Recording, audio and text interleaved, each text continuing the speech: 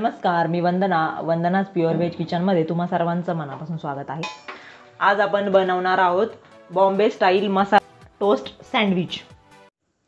त्यासाठी लागणारं साहित्य आहे एक मोठा उकडलेला बटाटा, हिरवी मिरची, आलं, लसूण, कोथिंबीरचे देठ याची पेस्ट, नंतर 1 टीस्पून तेल, पाव चमचा हळद, पाव चमचा मीठ, पाव चमचा मोहरी, पाव चमचा जिरे, 1 चिमूटभर हिंग, 1 टीस्पून कोथिंबीर, 7 ते 8 कढीपत्त्याची पानं आणि 1 टीस्पून लिंबाचा रस। चला तर आपण आता आलू मसाला बनवायला सुरुवात करूया। सर्वप्रथम आता कढईमध्ये तेल टाकून घ्यावे। आता थोडंसं तेल गरम झालं की गॅस कमी करायचा आहे। त्यामध्ये टाकायचं आहे आपल्याला मोहरी छान तडतडली की त्यामध्ये जिरे, आपली हिरवी मिरची, आलं लसणाची पेस्ट, गॅस अगदी कमी ठेवायचा आहे। त्यानंतर कढीपत्ता, कोथिंबीर थोडीशी टाकायची आहे यामध्ये आपण, बाकी नंतर टाकणार आहोत। त्यानंतर यामध्ये टाकणार आहोत आपण हळद, हिंग, उकडलेला बटाटा।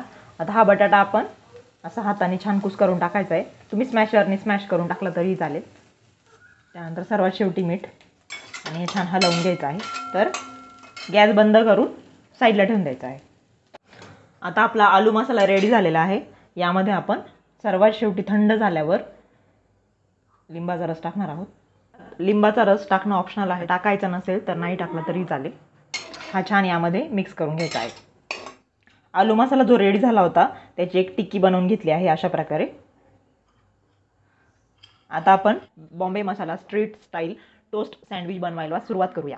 त्यासाठी लागणारं साहित्य आहे ब्रेड, कांदा गोल, टोमॅटो पातळ कट केलेला, ढोबळी मिरची किंवा सिमला मिरची उभी गोल पातळ कट केलेली, चीज क्यूब, तुम्ही याऐवजी मोझरेला चीज यूज केलं तरी चालेल, ब्रेड, काकडी गोल पातळ कट केलेली, तूप, तुम्ही तुपाच्या ऐवजी बटरचा वापर केला तरीही चालेल, शेव, chaat masala, oregano mix herbs optional आहे, नाही टाकले तरी चालतील, आलू मसाला टिक्की आणि कोथिंबीर। चला तर आपण आता बॉम्बे स्टाईल मसाला टोस्ट सँडविच बनवायला सुरुवात करूया। सर्वप्रथम आपण आता ब्रेड थोडेसे भाजून घेणार आहोत। तूप टाकून अगदी थोडेसे भाजायचे आहे, जास्त भाजायचे नाही ते, थोडं तूप लावून भाजायचे आहे। अशा प्रकारे दोन्ही ब्रेड आपण थोडे भाजून घेणार आहोत तुपामध्ये। एका ब्रेड स्लाइसवर आपण पुदिन्याची चटणी टाकून घेणार आहोत, व्यवस्थित स्प्रेड करून घ्यायची आहे ती। पुदिन्याच्या चटणीची रेसिपी मी डिस्क्रिप्शन बॉक्समध्ये शेअर केलेली आहे, तुम्हाला हवे असेल तर तुम्ही जाऊन चेक करू शकता। आणि दुसऱ्या ब्रेड स्लाइसवर पिझ्झा पास्ता सॉस लावून घेणार आहोत आपण। हा इन्स्टंट बनवता येतो, याची रेसिपी मी डिस्क्रिप्शन बॉक्समध्ये दिलेली आहे। ज्या ब्रेड स्लाइसवर आपण पुदिन्याची चटणी लावून घेतली आहे त्यावर आपण पहिले चीज किसून घेणार आहोत। साधारण 1 क्यूब चीज वापरले मी, तुम्ही याऐवजी मोझरेला चीज यूज केलं तरीही चालेल। त्यानंतर यावर आपली आलू टिक्की टाकून घ्यायची आहे।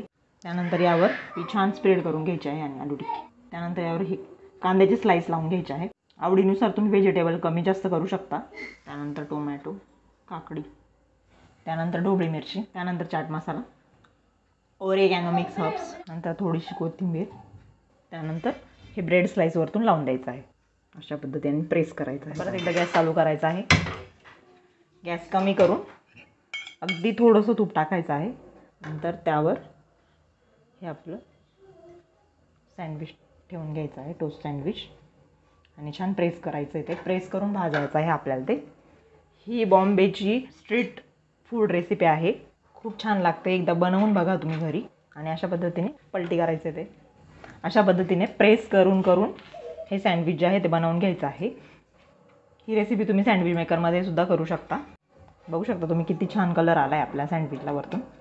आता सँडविच आपलं रेडी झालेलं आहे, गॅस बंद करायचा आहे आणि असं गोल्डन ब्राऊन झाल्यानंतर प्लेटमध्ये काढून घ्यायचं आहे। आता हे सँडविच तुम्ही पिझ्झा कटर किंवा सुरीच्या साहाय्याने कट करू शकता, तुम्ही बघू शकता कट करताना एवढं वाजतंय ते।